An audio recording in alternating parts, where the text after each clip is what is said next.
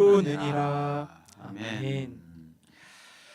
네, 여러분들이 또 좋은 시간을 허락해 주셔서 2주간 이 종교개혁지 성지순례를 은혜 가운데 감동을 가지고 잘 다녀왔습니다. 너무 좋은 시간이었고 빛과 같이 빛나는 빛과 같이 지나는 시간이었습니다.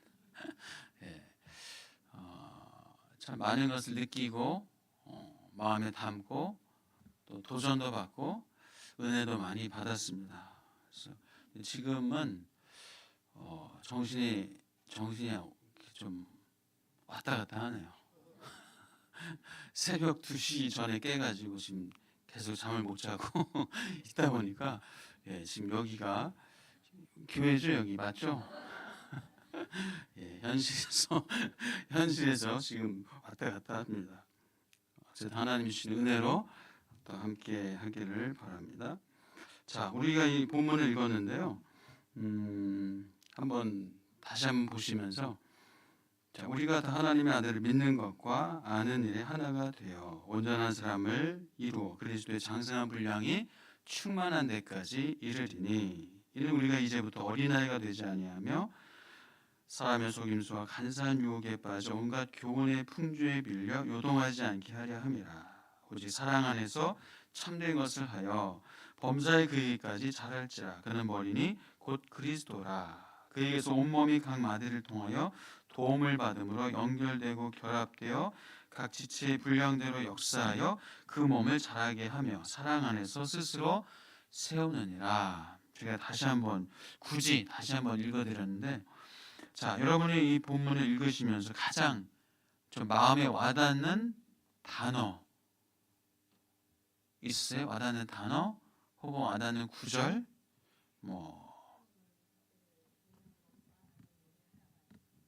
하나님의 아들을 믿는 것과 아는 일에 하나가 되어 그 부분이 많이 와닿는다라고 말씀해 주셨습니다. 감사합니다. 믿는 것과 아는 일에 하나가 된다. 그 말씀을 하신 이유가 혹시 뭘까요? 왜 그 마음에 확 와닿으셨어요? 정답이 없습니다. 그냥 권사님이 느끼신 대로 말씀하시는 거예요. 이거 정답이 있는 게 아닙니다.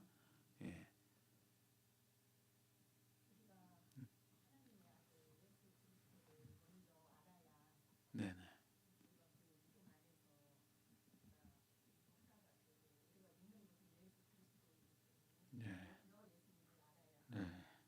네네. 아멘. 알아야, 믿어야. 그래서 우리가 때로 믿는다 하면서 잘못 알고 있고, 잘못 알다 보니까 잘못된 잘못된 행동을 하게 되고, 그 말과 행동이 일치가 안 되는, 하나가 안 되는 일이 간혹 있기도 하잖아요. 그래서 하나가 되기 위해서는 믿는 것과 아는 일에 하나가 될 때 그때 이제 성장해 나간다, 충만하다 이 얘기죠. 아는 것과 믿는 것과 하나가 돼야 되는 거죠. 아주 중요한 지적을 해주셨습니다. 또 어디가 또 와닿으세요? 그리스도는 그는 머리니 곧 그리스도다. 15절에 보니까 그는 머리니 곧 그리스도라. 자, 머리니 그리스도라. 어떤 부분이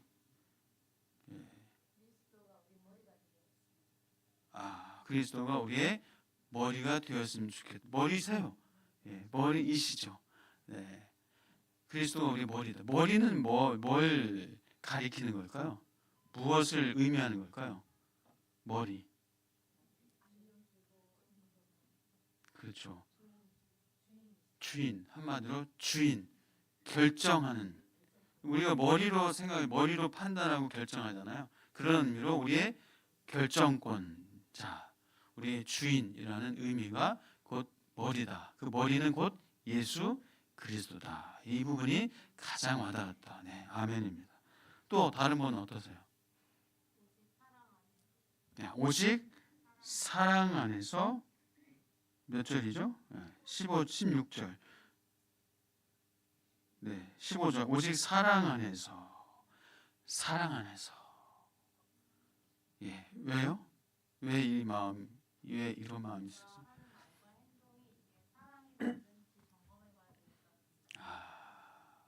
말하고 뭐 한다 하는데 사랑이 아니라 다른 의도를 가지고 다른 생각을 가지고 하는 일들이 있을 수 있죠.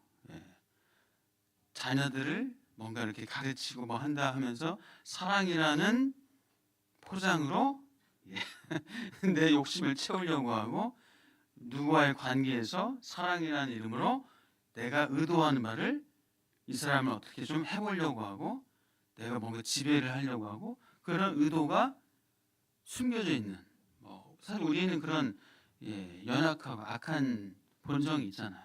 그런 의미에서 사랑 안에서 너무 좋은 이렇게 얘기를 해주셨어요. 또 한 번만 더 어떤 부분이 어떤 단어가 어떤 부분이 좀 와닿으세요? 각 지체의 분량대로 역사하여 16절 그 중간 좀 지나서 각 지체의 분량대로 역사하여. 자, 어떤 부분에서 좀 와닿으셨어요? 네.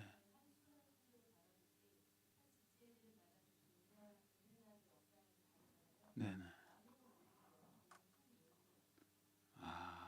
그 한 분 한 분 다 다른 다양한 생각, 다양한 경험, 다양한 어떤 그런 뭐 가치관 이런 것들을 나누면서 그 나눔을 통해서 우리가 뭔가 역사를 이루고 뭔가 하나님의 일을 만들어가고 또 서로 격려하고 사랑하면서 한 몸을 이루어가는 그런 의미다. 네, 너무 좋은 말씀을 해주셨습니다.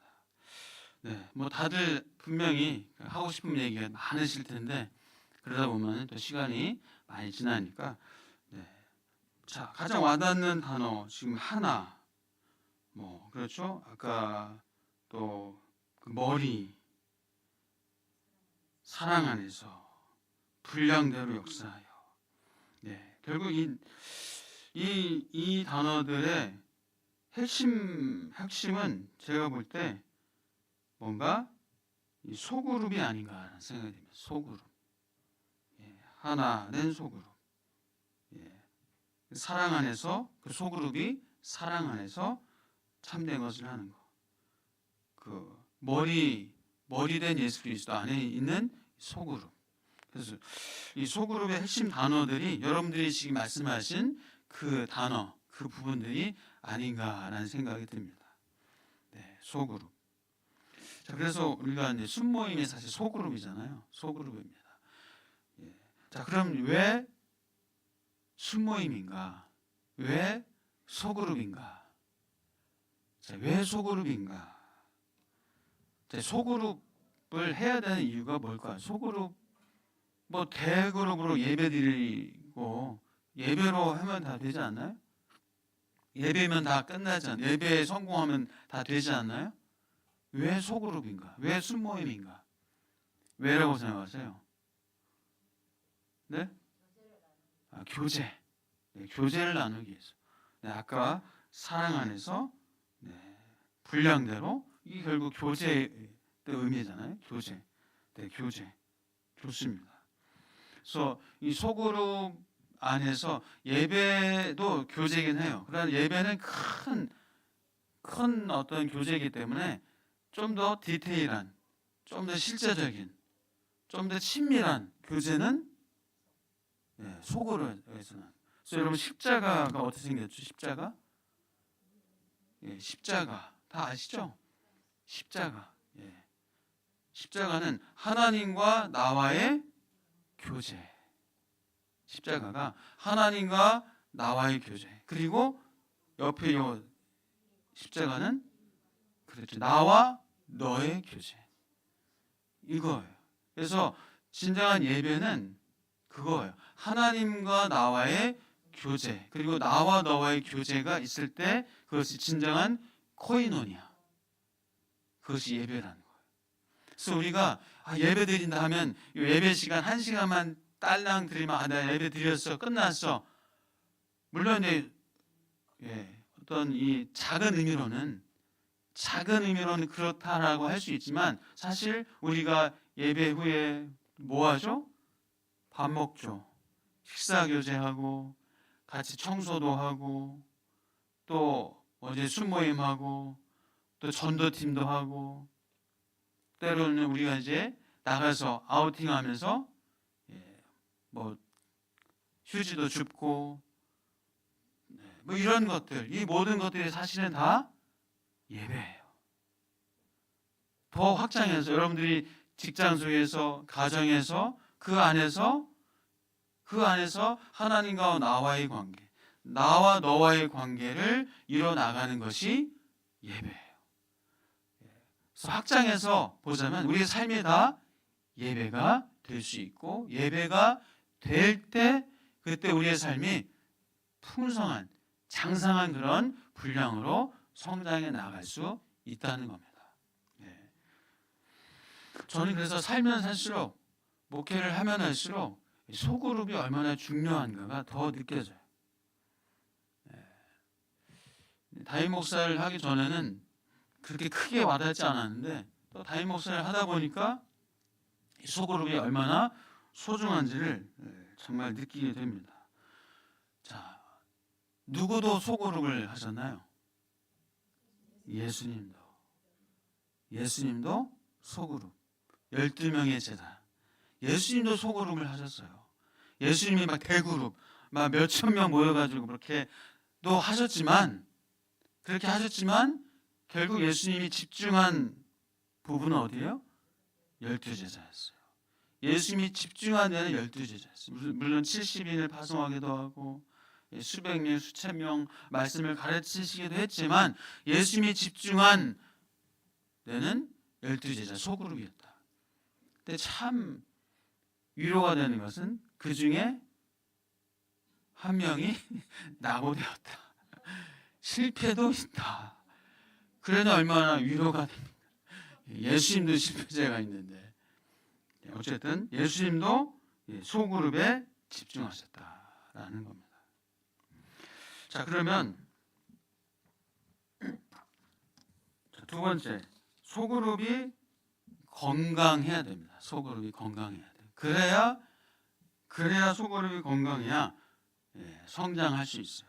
소그룹이 건강해야 그리스도의 장성한 분량까지 충만한 데 나아갈 수 있습니다.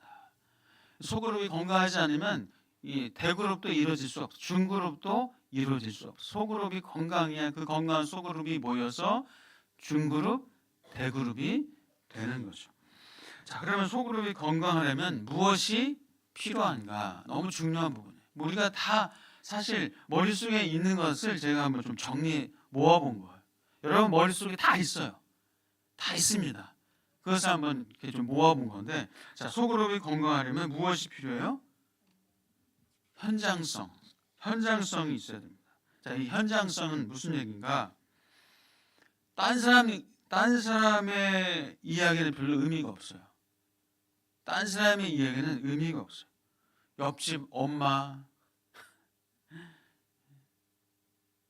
내 친구 얘기, 그거는 물론 의미 있는 어떤 때가 있지만 그 얘기가 아니라 누구 얘기요?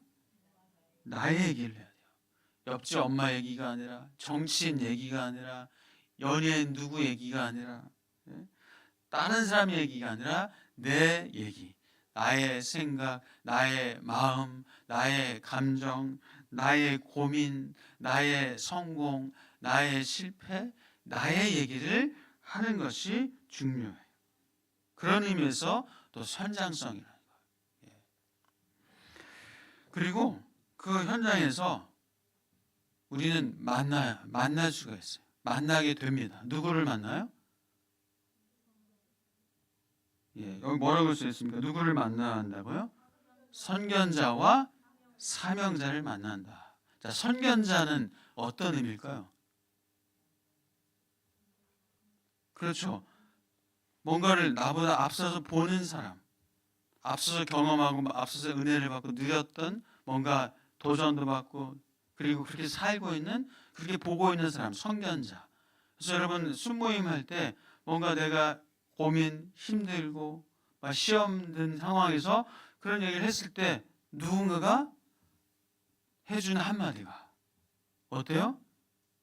큰 위로가 되고 힘이 되고 격려가 되고 용기가 돼요.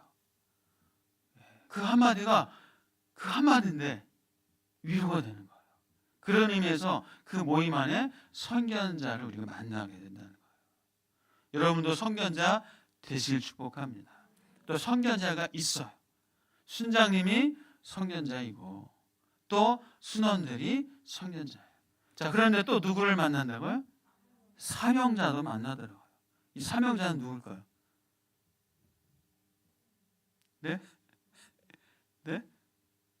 한마디로 나를 힘들게 하는 사람, 나를 힘들게 하는 사람.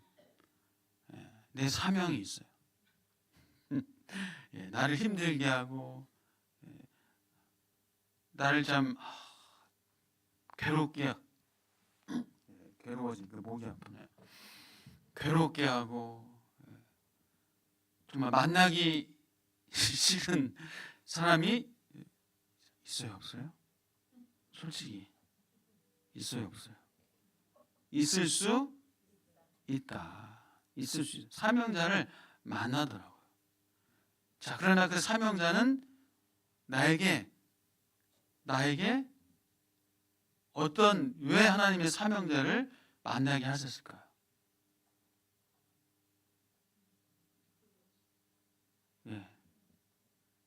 나에게 사명을 감당하게 하시려고, 나를 성장하게 하시려고, 나를 성숙하게 하시려고, 나를 깨닫게 하시려고, 내게 도전을 주시려고, 나의 어리석음을, 나의 연약함을 깨지게 하시려고, 또 내가 그 사람을 섬기면서 나의 은사를 더 발휘하고 성장하게 하게 하시려고, 또 내 마음을 넓히시려고, 내 품는 마음을 하나님이 넓게 하시려고 사명자를 만나게 하신다는 거예요.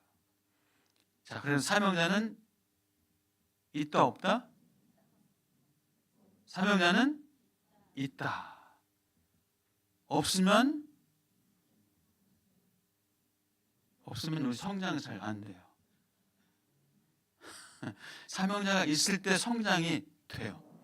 삶에 고난이 있을 때 고난은 아프지만 그 고난이 나를 성장시켜요. 나를 성숙하게 만들어요. 여러분 인정하세요? 근데 고난은 싫잖아요. 근데 하나님이 그렇게 고난을 한두 개 꼭 주시더라고요. 성집사님 그러시죠? 고난을 꼭 주세요. 그 사명자를 꼭 옆에 붙여주세요. 그래서 나를 성장시키려고, 나를 단련시키려고, 나를 정금같이 나오게 하시려고 하나님이 그렇게 허락하시는 거예요. 그것을 우리가 사명자로 여기고 그것을 통해서 나를 성장하고 성숙하게 하려 하신다는 거예요. 자, 그래서 여러분 이 현장성이라고 했는데 이 소그룹의 꽃은 여러분 뭐라고 생각하세요? 소그룹의 꽃은 나는 어떻게 하셨어요? 여기서 제가 답까지 써놨네요. 소그룹의 꽃은 나눔이다. 이 나눔이 없으면 소그룹이 아니에요. 나눔이 없으면 그것은 큰 의미가 없어요. 그럼 모일 필요가 별로 없어요. 나눔이 꽃이에요. 소그룹의 꽃은 나눔이다. 그래서 어떤 분은 입을 꽉 다물고 침묵을 유지한 분이 계세요. 침묵을 깨십시오. 입을 여십시오. 또 어떤 분은 입만 열었다 하면 입을 닫을 줄 몰라요. 자기 것만 막 따다다다. 그분은 입을 좀 닫고 귀를 여십시오. 귀를 여세요. 그래서 나눔이 있어야 돼요. 나눔은 이 소그룹에서 가장 핵심 중요한 강조하고 더 강조해도 지나치지 않는 거예요. 그래서 나눔이 꼭 필요합니다. 그런 현장성을 갖고 있는 것이 소그룹이에요. 자, 소그룹 안에도 건강하기 위해서는 무엇이 필요하다고요? 진정성. 여러분 다 아시는 거예요. 진정성. 그래서 솔직한 나눔이 있어야 됩니다. 솔직한 나눔. 물론 이제 수위 조절이 필요합니다. 솔직한 나눔 한다고 해서 막 웃는 거 웃으시는 거 보니까 뭔지 감을 잡으셨어요. 수위를 조절하시면서 수위를 적절하게 조절하시고 그러다 차근차근 하셔야 돼요. 갑자기 그냥 막 하시면 그것도 탈납니다. 탈나니까 수위를 조절을 하셔야 돼요. 그래서 이 솔직한 나눔, 여러분 인생에 있어서 정말 인생에 최소한 한 명의 진실한 친구가 있다면 여러분의 인생은 성공한 인생이에요. 정말 진실한 한 명의 친구만 있다면, 한 명의 친구만 있다면, 두 명이면 세 명이면 훨씬 좋겠죠. 그 한 명의 친구, 진실한 친구, 나의 존재를 인정해주는 친구, 나의 실수와 나의 연약함도 품을 줄 아는 친구, 내가 어떤 얘기를 해도 들어줄 수 있는 친구, 어떤 얘기를 나도 들어줄 수 있는 친구, 그런 진실한 친구가 한 명만이라도 있으면 여러분의 성공한 인생이에요. 그 친구 여러분 있으십니까? 있으십니까? 있으시길 축복합니다. 그 친구가 뭐 배우자이든 아니면 뭐 여러분의 친구든 영적인 친구, 교회 안의 성도, 순모임 안에 그 누구든 권사님이든 집사님이든 여러분의 그런 진정한 친구, 나의 존재를 그냥 있는 그대로 인정해주고 존재 자체로 받아주고 어떤 실수와 어떤 심지어 죄악까지도 들어주고 그것을 위로해주고 함께 주님 앞에 나아갈 수 있는 그런 진실한 친구 있으시기를, 또 그런 진실한 친구가 되어지시기를 축복합니다. 성경에 보면 그런 친구들이 꽤 나오잖아요. 다윗과 요나단, 또 사드락과 메삭과 아벤느고, 다니엘의 세 친구들, 그런 친구들이 있어요. 바울과 신라, 그런 친구들이 있었기에 그 인생을 빛나는 인생으로 살아갈 수 있었습니다. 이런 성공한 인생으로 사시기를 다시 한번 축복합니다. 이 진정성이고요. 자, 또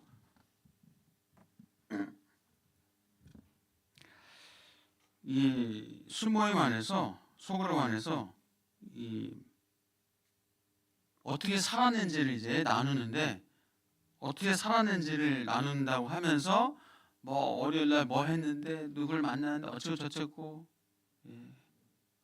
어디 투자를 했는데 이랬고 저렇고, 어디 갔는데 너무 멋졌어. 뭐 물론 그런 얘기도 좋아요. 그런데 지난주 어떻게 살았는지 안에 말씀을 가지고 말씀으로 어떻게 살았는지, 이게 중요한 거예요.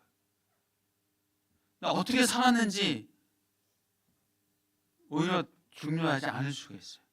말씀을 가지고 어떻게 살았는지, 말씀으로 어떻게 살았는지, 이것이 중요한 거예요. 말씀으로 내가 어떻게 살았는지를 솔직하게 나눌 수 있어야 돼요. 그래서 이 말씀과 내 삶을 분리돼서는 안 돼요. 분리시킬 수가 없어요. 분리돼서는 안 돼요. 말씀과 삶을 일치시켜야 돼요. 제가 종교개혁지를 다녀왔는데 이 종교개혁의 핵심에는 뭐가 있었을까요? 말씀이에요. 성경이에요.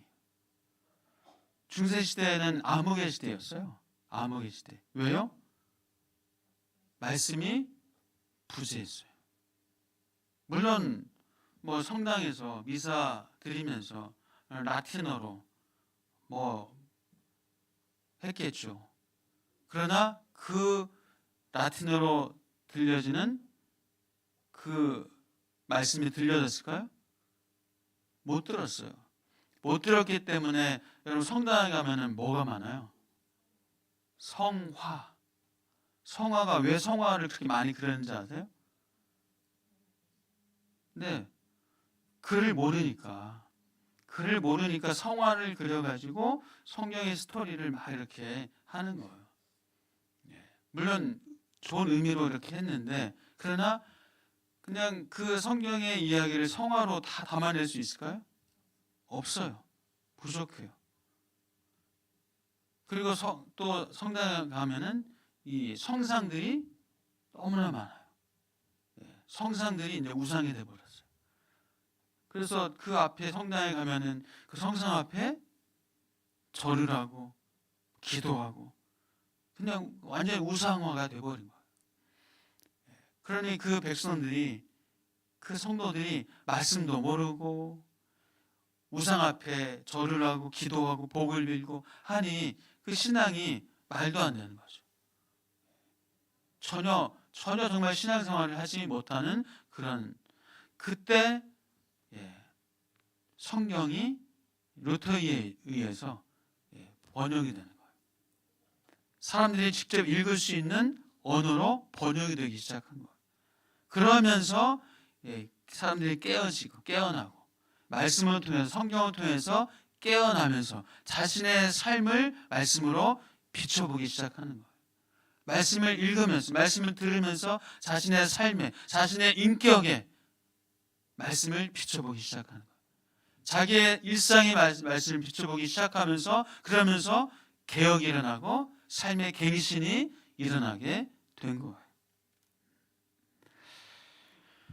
그래서 우리가 말씀으로 어떻게 살았는지를, 그것을 늘 느끼고 늘 생각하고 어떻게 사는지, 어떻게 잘 살았는지, 어떻게 잘못 살았는지를 그것을 생각하고 느끼고 또 얘기할 수 있어야 돼요. 그럴 때 다른 분은 이렇게 말씀을 가지고 이렇게 살았구나, 저분은 말씀을 가지고 이런 실수를 했구나, 나도 그러는데, 나도 그런 적이 있는데 하면서 거기서 도전을 받고 위로를 받고 또 새 힘을 얻게 되고, 참 제가 참 느끼는 것은요, 소그룹을 하면서 어떤 분이 정말 부끄러운 고백을 해요. 그 안에서만, 그 정말 안전한 공동체 안에서만 그 부끄러운 고백을 할 수 있는 그런 수위를 다 이제 고백할 수 있는 그 정도가 됐어요. 그러니까 그런 고백을 하면 그 부끄러운 고백을 한 사람한테 손가락질을 하는 게 아니에요.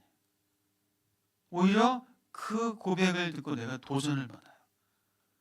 나도 고백하지 못했던 그 수치스러움을, 그 부끄러움을 내가 도전받게 되고, 그런 삶을 사는 것이, 이것이 얼마나 하나님 앞에서 수치스러운 건지, 얼마나 어리석은 건지를 다른 사람이 수치스러운 걸 고백할 때 내가 깨닫게 돼요. 다른 사람이 잘하고 뭘 멋지게 하게 하고 그것을 가지고도 도전도 받지만, 그 사람의, 상대방의 그 연약함과 부족함을 들으면서 거기서 도전을 받고 힘을 얻는 그런 은혜가 또 있어요. 그래서 우리가 말씀을 가지고 어떻게 살았는지, 일상의 신변 잡기를 얘기하는 모임이 순모임이 아니라는 거죠. 그러면 그 순모임은, 소그룹은 신변 잡기만 얘기하면 정말 의미 없는 그런 소그룹으로 전락되어집니다. 자, 그래서 지난주 말씀으로 어떻게 살았는지, 또 오늘 어떤 말씀을 들었고 무엇을 깨달았고 또 어떻게 살 것인지, 오늘 말씀을 가지고 내 삶에 어떻게 적용해서 살아갈 것인지, 이것을 우리가 나눠야 된다는 겁니다. 그래서 말씀을 내 삶에 해석하는 거. 여러분이 사건, 어떤 일을 경험하잖아요. 어떤 안 좋은 일, 좋은 일, 나쁜 일 경험할 때 말씀을 가지고 해석을 할 수 있어야 돼요. 말씀을 가지고 여러분의 그 사건을, 여러분의 어떤 경험한 그 일을, 좋지 않은 일을 그 나쁜 일을 말씀을 가지고 해석을 할 수 있어야 돼요. 그러면 여러분은 신앙의 성장을 이루게 돼요. 그러면서 성숙한 어떤 신앙의 모습으로 여러분도 모르게 성장해 나갈 수 있게 되고 다른 이들도 도와줄 수 있는 그런 신앙인이 될 수 있다는 겁니다. 자, 또 이 성숙한 또 건강한 소그룹을 위해서는 세 번째 뭐가 필요해요? 비밀 유지. 예, 비밀 유지입니다. 마음을 열어야 돼요. 마음을 열어야 돼요. 마음을 연 만큼 친해져요. 마음을 연 만큼 친밀해지고 마음을 연 만큼 그런 진실한 친구가 되어져요. 자, 그런데 그 마음을 열고 얘기한 것을 그 공동체 안에서 지켜줘야 돼. 비밀을 유지해줘야 돼요. 제가 홈빌더라고 하는 그 목회자 부부 모임 수년간 했어요. 홈빌더. 그 안에서 정말 이 목회자들도 인간이에요. 목회자들도 연약하고 부족함이 있어요. 그것을 있는 그대로 그 목회자 부부 모임 안에서 소그룹 안에서 성경 공부 안에서 얘기하면서 정말 그 끈끈한 정말 친밀한 그리고 정말 주님 안에서 우리가 하나가 되어지는 그런 것들을 경험을 많이 해요.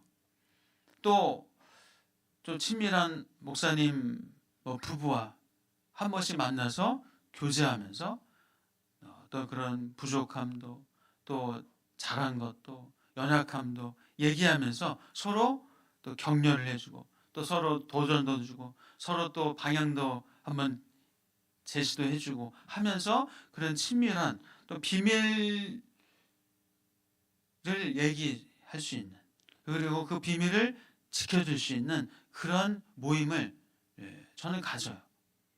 그래야 건강해져요. 그래야 건강한 신앙생활을 하게 되고 그래야 우리가 성장할 수 있는 겁니다. 나만 꼭 그 비밀을 갖고 있으면요. 그러면 우리는 거기서 멈춰요. 쉽지 않죠. 물론 나의 연약함과 부족함, 나의 비밀을 얘기하는 것이 쉽지 않아요. 나의 연약함을 얘기하면 내가 무시당할 것 같고 내 부족함을 얘기하면 나 정말 별로 좋지 않은 사람으로 인식될 것 같고 하는 그런 마음이 있잖아요. 그러나 그런 연약함과 부족함을 얘기할 때 오히려 더 신앙적으로 친밀해지고 더 든든해져요. 그러면서 우리가 그 든든함 위에서 성숙하게 나아갈 수 있다는 겁니다. 자, 비밀 유지, 마음을 열고 비밀을 얘기해주고 그 비밀을 지켜주는 겁니다. 그 술모임 밖에서는 누설하지 말아야 됩니다. 누설 안 하시죠? 예, 잘하고 계실 거예요. 누설하지 않아야 됩니다. 누구랑 저도 누구랑 상담하고 한 것을 누설하지 않습니다. 누설하지 않는 것처럼 누설하지 말아야 돼요. 그래서 그런 누설하지 않고 지켜주는 것, 이것 그렇게 할 때 안정감을 갖게 되고 신뢰를 쌓게 되고 그 신뢰 안에서 서로 더 친밀해질 수 있다는 거죠. 자, 그러면 이 친밀함 교제, 자 건강한 소그룹을 위해서 네 번째로 어떤 교제요? 친밀한 교제. 친밀한 교제. 자, 그래서 40cm의 원리가 있다고 합니다. 이것은 제가 만든 원리가 아니라 이런 원리가 있어요. 40cm의 원리. 들어보셨어요? 예. 아까 여러분 40cm의 원리 경험했어요. 언제요? 율동하면서. 저는 이현옥 권사님이랑 이렇게 율동하면서 손바닥을 마주쳤는데 지문도 어떻게 생겼는지 느껴질 것 같이 지문이 이렇게 한박 웃음을 짓고 있는 그런 지문이 느껴지더라고요. 예. 이게 40cm 원리라고 해서요. 40cm 안에서 뭔가 느껴지는. 예. 그러면서 서로 정말 친해하고 친밀하고 체온도 느껴지고 서로의 어떤 그런 얼굴 표정 그래서 얼굴 안에 담겨져 있는 어떤 그런 마음도 느낄 수 있는 그런 체온과 채취를 느끼는 40cm. 그래서 우리가 이 소그룹 안에서 40cm 이하의 친밀한 교제를 하셔야 된다는 거예요. 근데 이 40cm가 넘어가면 어떻게 될까요? 40에서 이제 120cm는 이게 거리감이 있어요. 40cm를 벗어나면 120cm까지 거리감이 생기면서 오해가 생겨요. 오해가 생겨요. 왜요?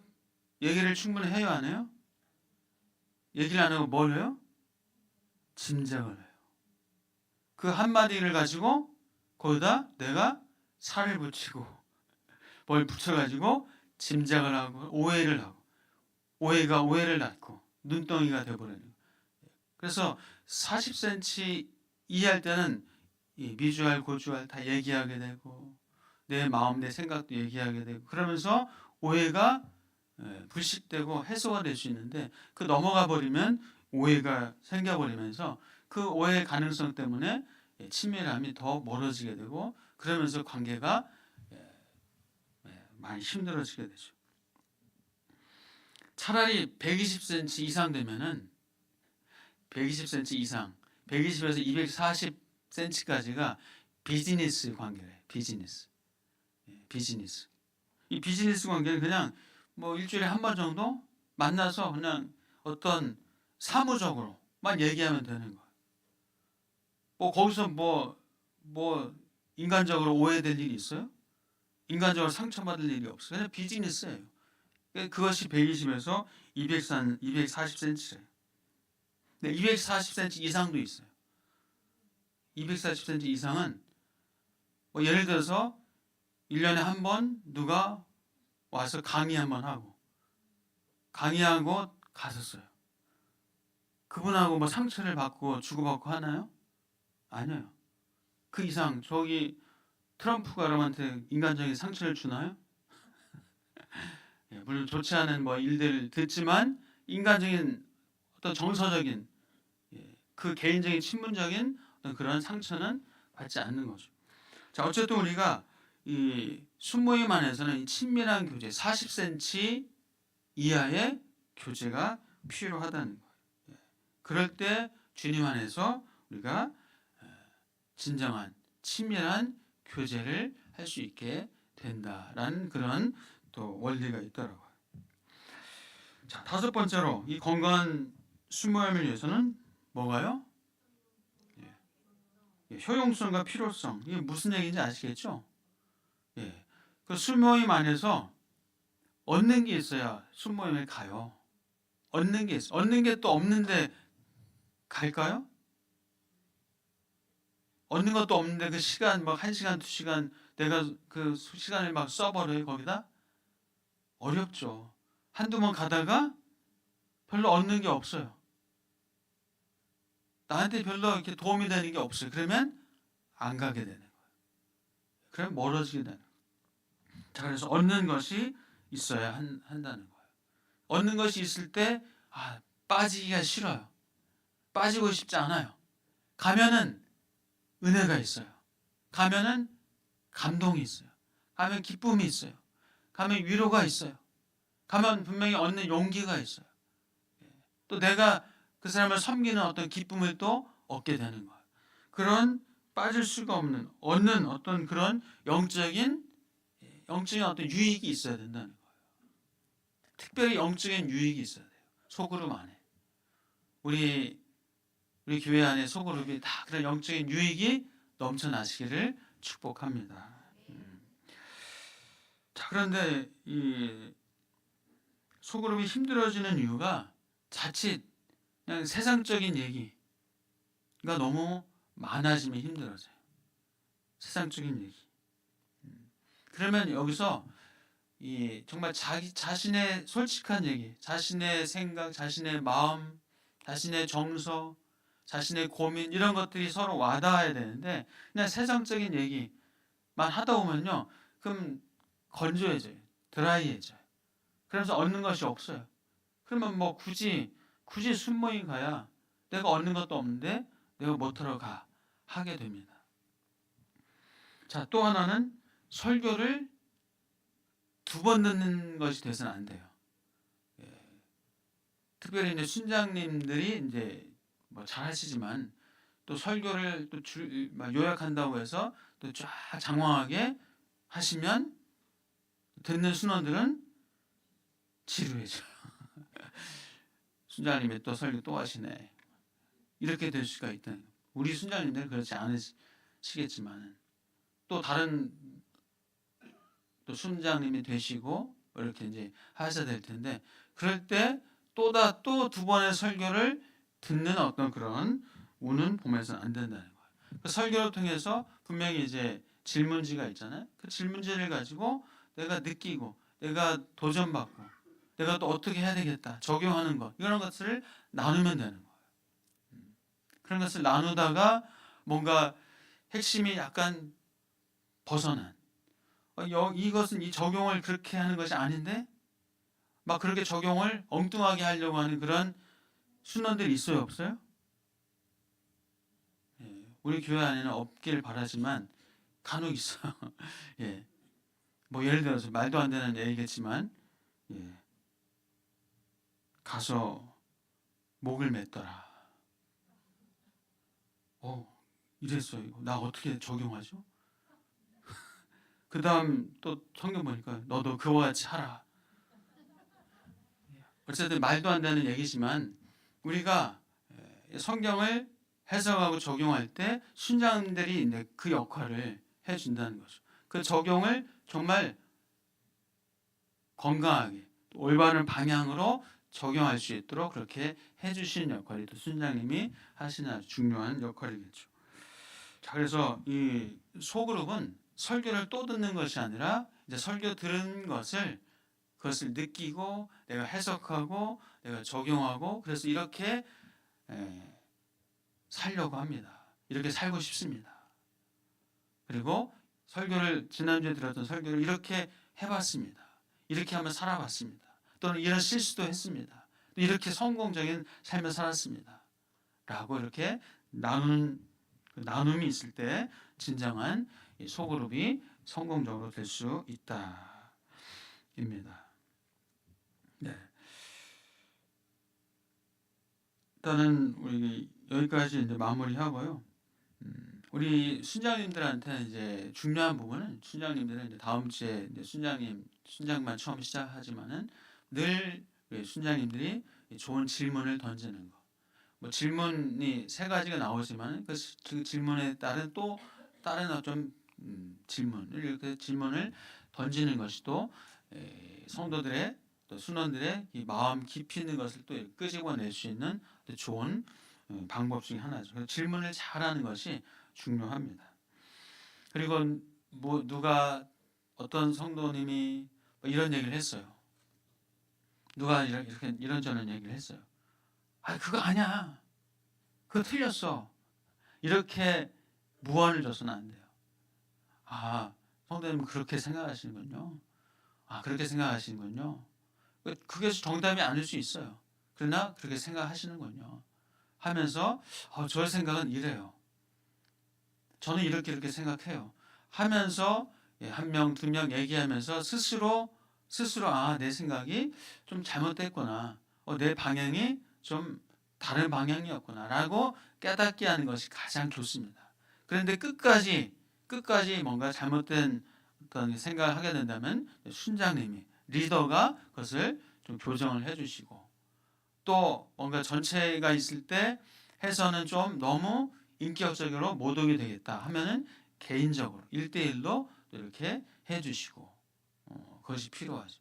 그리고 또 하나 정말 중요한 것은 이제 우리 교회 안에서 지금 성경 공부도 하잖아요. 성경 공부가 있고 순모임이 있고 있는데 성장반, 확신반, 또 갈라디아서, 또 어성경이 읽어지니 이 교회 안에 있는 그 성경 공부에 참여를 꼭 하시라고 그렇게 좀 격려해 주시고 독려해 주시고, 교회 안에서 성경 공부만 해도 충분합니다. 그래서 뭐 요즘은 그런 일들이 많지 않지만 뭐 외부에서 성경 공부한다, 밖에서 성경 공부 배운다. 밖에서 성경 공부하는 것은 조금 위험합니다. 위험한 일들이 생겨나요. 잘못된 이단들이 성경 배우라, 성경 가르쳐 준다, 뭐 무료 성경 공부해가지고 그런 일들이 요즘도 있어요. 그래서 그런 부분들을 교회 안에서 성경 공부할 수 있도록, 교회 안에서 할 수 있도록 그 부분은 우리 순장님들이 잘 지도해 주시면 좋겠습니다. 자, 혹시 뭐 질문이 있어요?